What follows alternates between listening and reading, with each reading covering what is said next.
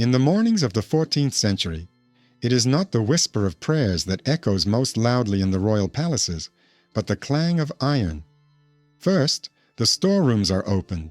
Servants remove the seals, count the cups, and check the chests containing fabrics and coins. Then other chests are opened, folders containing cases of honor. A few weeks before the confiscations, the king cleanses the court. Adult courtiers are declared depraved, dishonorable, and having tarnished marriage and faith. The scandal is presented as a concern for morality, but the outcome is predictable. Lands, rents, and positions pass into the hands of the crown, and the bodies of former favorites end up in prison or in monastic exile. Hello to everyone listening to this analysis. Write in the comments which city and country you are watching this video from, and what stories about moral scandals at court you have encountered in chronicles, films, books. I wish you a calm but attentive listening experience, because next we will talk about how, under Pope Clement V, Rome tried not to fuel such processes, but to drive them into a strict procedure, to standardize cases of honor and prevent royal chancelleries from using them as a convenient tool for confiscations. At the beginning of the 14th century, the French court had already developed the technique of purification through moral accusations. The most famous example is the campaign against the Templars. Adult knights were accused of heresy and indecent rituals. Their confessions were extracted through torture, and their property was prepared for division. For the king, this was not only a struggle for faith, but also a major financial operation, veiled in the language of honor. Pope Clement V, elected with the active support of the French crown, and who had moved to Avignon, found himself between a rock and a hard place. On the one hand, dependence on the king; on the other, the body of canon law and lawyers who saw how dangerous it was to turn scandals of morals into an increasingly serial political weapon. By that time, canon law had already created a subtle system of evidence. A judge could initiate a case on the basis of common rumor, fama, when everyone says that an adult is living in disgrace. But a conviction required complete proof, a confession, or the consistent testimony of several witnesses who had seen the event with their own eyes. In theory, this was supposed to protect against arbitrariness. In practice, it was confession that became the most convenient tool of pressure. Torture, interrogators asking the same list of questions, and fear of the stake turned free truth into a memorized text. Lawyers in the Curia noticed a strange detail. In cases from different regions, almost identical confessions appeared, as if cut from the same template. The same descriptions of insulting the sacraments and the same formulas about the dirty relationships of adult defendants were copied from one protocol to another. The Templar trial became a particularly harsh lesson. The royal prisons extracted the necessary words, then these documents were brought to the council and the papal chancellery as the ready-made truth. The lawyers who worked under Clement understood that if a confession obtained under torture and recorded according to a pattern was considered ideal evidence, then it was enough to come up with a convenient set of charges once and then simply copy it in any case. Against the order, against a group of courtiers, against the king's unwelcome adult relatives, then any case of honor becomes a technical trick. Create fama through rumors and poems, obtain the necessary text under torture, and attach it to the package of documents on confiscation. The response was a move towards standardizing procedures. Under Clement, conciliar decrees were adopted, which would later be included in the Clementines, the papal collection of norms. In dry language, they prescribed the limits of what was permissible. Torture could not be repeated indefinitely. Confessions clearly obtained by violence had to be verified. One rumor was not enough. Adult witnesses were needed, and the judge was obliged to record not only the words of the accused, but also the circumstances in which they were obtained. Formally, the text referred to cases of heresy, but the logic also applied to trials of honor at court. If the technique was not restricted, kings would repeatedly launch the same purification scenario, covering up the usual seizure of property with stories of moral decline. The royal chancelleries responded by strengthening their position. Around the court of the French crown and other monarchies, cases multiplied in which adult courtiers were accused of insulting marital honor, disgraceful lifestyles, and scandalous relationships. The formula allowed them to strike at favorites, families, and spiritual and secular figures. The fall from honor automatically resulted in the loss of property and political rights. For Rome, it looked like a body tied to a dossier. An accusation against an adult simultaneously affected his sexual reputation, political loyalty, and landholdings. The Curia could not abolish this practice, but it tried at least to force everyone to play by the same legal standard, so that the same confession could not be endlessly passed from case to case under the guise of piety. Outwardly, a convenient myth persisted. The Church allegedly did nothing but stir up scandals, relishing the downfall of others. Inside the archives lies a darker picture. The Papacy under Clement V, tied to the French court, was simultaneously trying to restrict precisely those who knew how to turn trials of honor into a well-established mechanism of confiscation. This conflict between myth and document, between preaching and procedure, becomes even more apparent when we look more deeply into the papal rules on evidence and the correspondence between the Curia and the royal chancelleries, where the struggle is not for abstract morality, but for control over who and how turns an adult from a subject into a scandal on the way to his land. In Clement V's chancellery, this struggle does not look like a loud dispute, but like endless paperwork. Days pass among parchment sheets covered with dry Latin formulas. Who, where, under what circumstances is accused of moral scandal? What witnesses are named? How confessions are obtained? Cardinal lawyers and less prominent clerics, educated on glosses to the decretals, see in these details not only moral horror, but also a dangerous pattern. As soon as the royal chancellery realizes that cases of honor open the way to confiscations, such cases begin to multiply like tumors, repeating the same phrases. For the canonists who worked under Clement, the starting point remains the model developed before him. A court case concerning faith or honor must be based on a combination of hearsay and evidence. First, the judge records the fama, a persistent rumor that an adult is leading a life that invites temptation. But whispering alone is not enough. It is necessary to proceed to inquisitio, an official investigation requiring adult witnesses and specifying the place, time, and circumstances. Confession is highly valued, but only as a free act, uttered without coercion.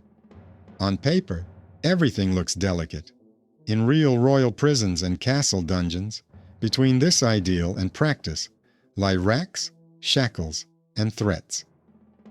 The first serious signals that confessions were becoming a tolerable template came to the Curia not only from the Templar trials.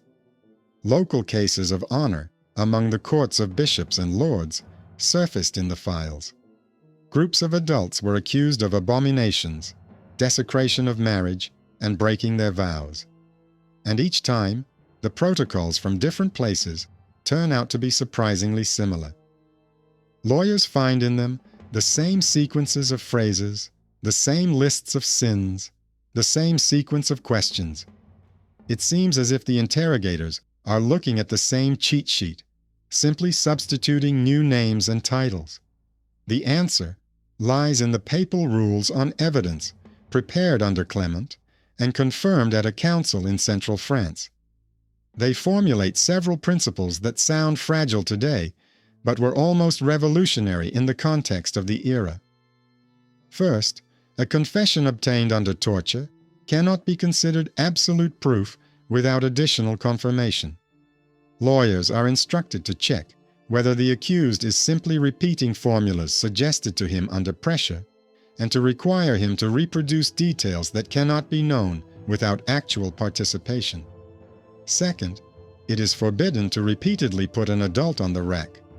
Torture is allowed as a last resort, once and moderately, and not as a daily procedure for extracting convenient phrases. Thirdly, the judge is obliged to record not only the final text of the confession, but also the path to it. Who was present? How long the interrogation lasted? What threats were made?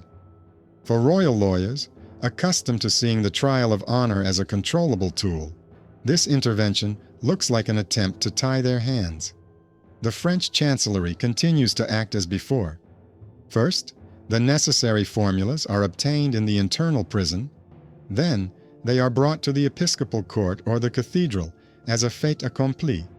But the Curia is beginning to view such packages with suspicion. An unspoken rule is forming within the papal chancellery. If dossiers with identical wording arrive from different parts of the kingdom, it is necessary to be more cautious, not to rush to turn these texts into final judgments and refer to them in new cases. This is particularly painful where the king tries to link cases of honor with the confiscation of large estates. In such a case, there are always three levels: the body of the adult accused, the honor of his family, and the land that can be seized. A confession extracted under torture turns them into a single line. The person is declared disgraced, the family is stained, and the property is cleansed of its former owner. For the papal curia, such an intertwining sets a dangerous precedent. If a confession is recognized as a universal key, it can easily be inserted into any door. Then, the same confession can wander from case to case. First against the order, then against courtiers, then against political rivals, and the ecclesiastical court will become merely a notary of someone else's will. Under Clement V, attempts to break this chain resulted in concrete steps. Some bulls emphasize that lay people, including kings, cannot declare someone a heretic or ungodly without the participation of the ecclesiastical court. Others specify that the confiscation of church property on grounds of honor is inadmissible without a separate hearing in a canonical court. Outwardly, all this looks like a struggle for the privileges of the clergy, but in essence, it is about procedure. The Curia is trying to prevent a moral scandal from automatically leading to the seizure of land before church lawyers have verified its basis. The royal side responds in its own way. The chancelleries are stepping up their legal support for cases, learning to tailor accusations to canonical formulas so that papal regulations cannot catch on to obvious violations. Confessions are recorded more carefully, witnesses are formally sworn in, and protocols are drawn up so that they look correct in the eyes of Roman lawyers. As a result, the same verbal constructions, born under pressure in different strongholds, began to circulate between the court and the Curia as if they were independent legal texts. In the margins of these protocols, cardinals made notes, trying to understand where real guilt ended and the serial use of the same template began. A new caution gradually formed within the Curia. Cases related to honor at the courts were not to be mixed, so that a confession given in one trial would not automatically become evidence in another. Papal representatives in the field are instructed to record not only the content of the accusation, but also its origin. Who started the rumor? What interests are behind it? Whether it coincides suspiciously with other actions of the crown. For example, an attempt to redraw vassal ties or seize a profitable fief. Even when the ecclesiastical court ultimately agrees with the royal verdict, traces of this resistance remain in the materials. Additional questions, delays, requests to review individual points. For modern viewers, accustomed to seeing the church as the main center of hunting for other people's honor, this line seems unexpected. But it was during the era of Clement V that the idea took hold in papal practice that the flow of cases of moral scandals originating in the courts should be kept to a minimum. This was not out of humanity towards adult defendants, but out of fear of an uncontrollable political weapon. Lawyers, shifting parchment from case to case, saw how the accusations coming out of the royal chancelleries were becoming like copies, and tried to respond to this with a different kind of copying. Rules, formulas, and procedures, which, if followed, prevent the same confession from wandering endlessly from one trial of honor to another. Gradually, the papal chancellery begins to notice a strange repetition. Clement fees lawyers go through the scrolls with the minutes of interrogations of adult defendants sent from different kingdoms, and see that the same formulas about undermining honor, secret abominations, and shameful kisses wander from case to case almost unchanged. The patterns of accusations, once tried on the order or the court circle, return in other countries, with different names but the same set of episodes. What should have been a unique confession by a specific person increasingly resembles a convenient template for any trial where it is necessary to quickly disgrace someone and seize their property. For royal chancelleries, this is a convenient tool. Notaries and advisors get used to not coming up with new constructions, but substituting new titles and names of castles into already proven formulas. If a confession has taken root in one high-profile case, it is easier to tweak it slightly than to build a case from scratch. From the outside, it looks like confirmation. Different defendants repeat the same pattern of vice. Inside the Curia, more and more lawyers see this not as a coincidence, but as a sign that kings have learned to turn cases of honor into a serial technology. The response of Clement V and his circle is not through high-profile condemnations, but through procedure. Local legates are ordered not to be satisfied with the protocols sent to them, but to conduct repeated interrogations of adult defendants, to check whether they are able to name details, dates, and names without prompting, and not just reproduce a memorized formula. Where people, after prison and torture, begin to get confused, recant their previous statements, or radically change their story, the Curia notes that the confession, which serves as a cover for royal power, is too similar to a pre-prepared text. Where the accused repeats the formula verbatim, this is also cause for concern. It shows how deeply ingrained the pattern is. The kings respond with counter-pressure. In letters to the Pope and cardinals, their advisors emphasize that the interrogations were allegedly conducted by right, that the confessions were voluntary, and that the monarch is acting as a defender of faith and morals. At the same time, they remind them of debts, military alliances, and the privileges of the church in their lands. The hint is simple. If the papacy questions the trials that have already been conducted, it risks losing its political support. Thus, matters of honor ultimately turn into a bargaining chip. Behind the formulas about moral scandals lie not only the salvation of souls, but also control over castles, positions, and the treasury. Within the Curia itself, the conflict intensified. Some of the cardinals, closely associated with the French crown, were inclined to support the royal line. They believed that it was better to be overly harsh in punishment than to allow the throne to be weakened. Others, educated in the canonical tradition of the university, see this as a threat to the very meaning of law. These lawyers note explicitly in their memos, if confessions can be transferred from case to case and torture used until the text matches the sample, then any papal rules on evidence become empty words. Slightly apart from the disputes over authority is the struggle over the form of punishment. The royal entourage is drawn to spectacle. Public repentance, humiliating processions, and branding are convenient for demonstrating power. The papal side, despite all the compromises, is increasingly trying to shift the emphasis. It is not the spectacle that is important, but how the process is recorded. Circulars related to the reform of judicial proceedings suggest that physical trials and public humiliation cannot in themselves be considered full proof unless they are backed up by a chain of witnesses, comparison of testimonies, compliance with regulations on how many times a person can be tortured, and whether confessions must be confirmed without torture. This does not make Clement V a humane reformer in the modern sense. Torture remains legal, prisons remain damp, and adult defendants remain emaciated from waiting and pain. But in legal language, the hierarchy is slowly changing. Where previously reference was made to a sign or failure of a physical test, more formalized evidence is increasingly required.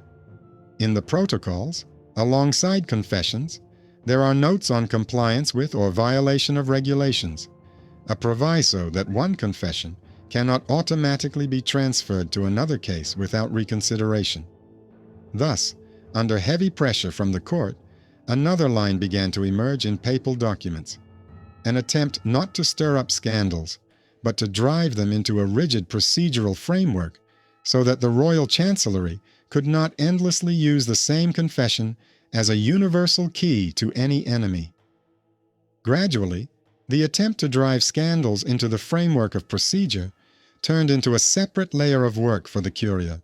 Clement V's lawyers not only drafted replies to letters from kings, but also internal memos on how to deal with cases concerning the honor of the court, the reputation of adult courtiers, and indecent customs. These notes emphasize that a confession under torture is not sufficient in itself. It must be confirmed by evidence and circumstances. The accused must be reinterrogated without pressure, and the condition of the people and the course of the interrogation must be recorded. It is suggested that lists of charges and formulas for confessions already used against one order or group should not be automatically transferred to others, but should be re-examined. For royal chancelleries, accustomed to selling ready-made sets of confessions to Rome, this sounds like an unnecessary barrier. In practice, this looks not like a humane revolution, but like slow resistance to the habit of courts using the language of sin for purely political purposes. Royal envoys bring cases to the Curia where everything has already been done. Torture has been carried out, adult defendants have confessed to a long list of vices, property has been described. All that is expected from the Pope is a seal. Clement V's secretaries increasingly demand full protocols, witness names, and explanations of why certain confessions were considered convincing instead of formal approval. In response, irritation grows. Monarchies do not want Rome to interfere with the technology of cleansing the court before confiscations. At the same time, the Curia has to strike a balance. Clement V himself is connected to the French crown and understands that an overly harsh refusal to recognize royal trials could lead to disobedience in other matters. In some cases, the Curia makes concessions, turning a blind eye to the weakness of the evidence and allowing the scandal to escalate to burnings and confiscations. In others, on the contrary, it clings to every procedural detail, especially if bishops, influential abbots, or orders important to the church itself are under attack. Thus, two lines coexist: external compromises and internal work to tighten the rules. It is in this internal zone that the rejection of the old bodily trials as a basis for sentencing is being reinforced. Ordeal trials had already been formally banned earlier, but their spirit remained in popular belief. Faith in signs, in a single miraculous trial. Clement V's lawyers are increasingly insisting that verdicts must be based on consistent interrogations, evidence, and comparison of versions, rather than on a single symbolic gesture. This does not abolish torture or save specific people, but it changes the language in which kings and judges are forced to justify their decisions. Instead of references to miracles, they have to fill pages with protocols. For later chroniclers, this layer is almost invisible. What remains in memory are high-profile cases where the papacy either remained silent or sanctified royal reprisals, And this is where the myth of the church, which allegedly only inflamed scandals, comes from. But in the rules and instructions of the same period, another attempt is visible: to transform trials of honor from a purely political weapon into at least somewhat standardized legal procedures, where the same confession could no longer be endlessly recycled from case to case without the risk of being questioned, and where the judge was obliged to consider not only scars and cries, but also the lines in his own archive. Over time, these internal rules ceased to be mere working notes of the curia and began to serve as a model for others. Episcopal courts, cathedral chapters, and monastic authorities, which had to deal with disputes over the honor of adult secular and spiritual persons, increasingly referred not to old stories about miraculous trials, but to new instructions from the papal chancellery. These instructions contained words that were foreign to the court, such as repeated interrogations without torture, comparing confessions with actual circumstances, and the need to record who participated in the investigation and under what conditions. What had previously been considered unnecessary bureaucracy became a sign of compliance with formality. Without it, a verdict could be challenged as improperly conducted. For the royal courts, this meant that it became more difficult to use the language of moral scandal as a quick political knife. Each case of honor began to leave behind a thick file that had to be taken into account by future generations of lawyers.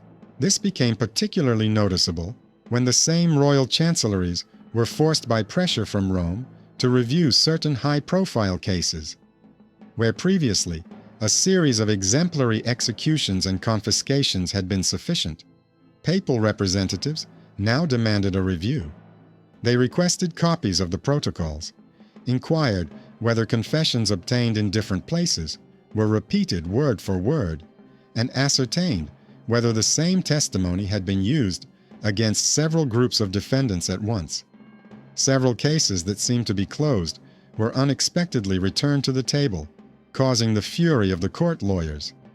They had to explain why the same adult witness suddenly confirmed different conspiracies and moral crimes with the same words.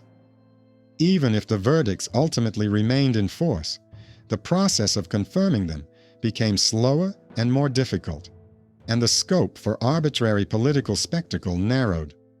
For the Curia itself, this line was not only legal, but also strategic. The papacy of Clement V found itself caught between kings who needed sanction to purify the court, and a growing body of canon law in which it was increasingly difficult to justify trials based on physical trials and completely anonymous denunciations. The lawyers who worked on the collections of decretals included provisions on the inadmissibility of ordeals, the priority of written evidence, and the need to record threats and forms of pressure during interrogations. These formulas did not save specific adults from pain, but they changed how judges a generation later read old cases, where previously they had seen only the obedience of the accused and the miraculous exposure of sin. New commentators began to note procedural violations, the weakness of evidence, and the direct dependence of testimony on the political context. This work had almost no impact on the mythological layer of memory. Later accounts of Clement V more often remember him as a participant in high-profile trials, as a pope who exaggerated stories about the crimes of orders and courts, than as a figure under whose pressure subtle, dry rules about admissible evidence and interrogation standards were created. Legend has it that the Church willingly stirred up moral scandals because it was in its interest to keep the world in fear of sin. The document paints a different picture. The papacy tried to squeeze the shapeless wave of accusations into a rigid procedural framework so that monarchs could not turn every rumor of shame into a convenient excuse for confiscating property and eliminating rivals. Where kings demanded simple words of vice and repentance, the Curia increasingly insisted on pages of protocols. As a result, the very practice of trials of honor within the jurisdiction of the Church began to slowly change. Ordalies gradually disappeared, not only from texts, but also from the real everyday life of courts associated with Rome. They were replaced by multi-stage investigations, in which physical tests and public displays became less important than a series of interrogations, the comparison of evidence, and written testimony. Torture remained an instrument for a long time, but it increasingly appeared as a last resort, requiring separate permission and subsequent verification. Physical truth ceased to be considered the only truth. It was increasingly supplemented and sometimes refuted by paper evidence. For monarchies, this meant the loss of a convenient weapon. A moral scandal could no longer be unconditionally presented as the whole truth without an account of how exactly it had been uncovered. The final meaning of this story is revealed not in a single order or a single trial, but in the slow shift in weight between the cry and the protocol. Adult kings still tried to clean up the court before confiscations, using the language of vice and shame. Adult cardinals and curia lawyers were still willing to turn a blind eye to some of the abuses in order not to break alliances. But within a single generation, a layer of norms had grown up that made such games more expensive and more difficult. The same confession could no longer be passed from case to case, indefinitely, without someone in the office noticing the strange coincidence. Public trials of honor were less and less based on a single physical test, and more on a series of interrogations, testimonies, and correspondence, which then had to be kept in the archives. It is this difficult, slow shift that shows that behind the myth of the Church, inflating scandals, lay another, quieter work. An attempt to use the law, if not to cancel, then at least to limit the transformation of human bodies and reputations into convenient, expendable material for royal political calculations.